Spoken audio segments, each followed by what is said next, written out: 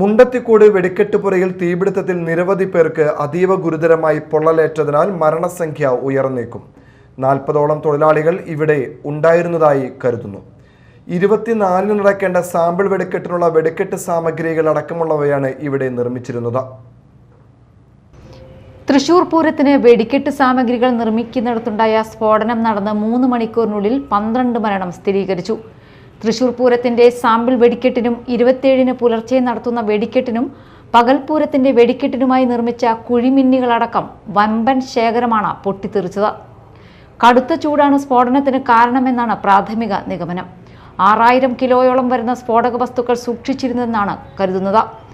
40 പേരോളം ഇവിടെ ജോലി ചെയ്തിരുന്നതായാണ് വിവരം.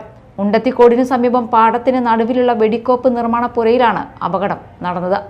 അപകടത്തിൽ പാടത്ത് നിന്ന് ഏറെ അകലെയുള്ള വീടുകളിലെ ജനൽ ചില്ലുകളടക്കം തകർന്നു. സ്ഫോടനത്തിന്റെ പ്രകമ്പനം കിലോമീറ്റർ ദൂരത്തോളം അനുഭവപ്പെട്ടെന്ന് നാട്ടുകാർ പറഞ്ഞു.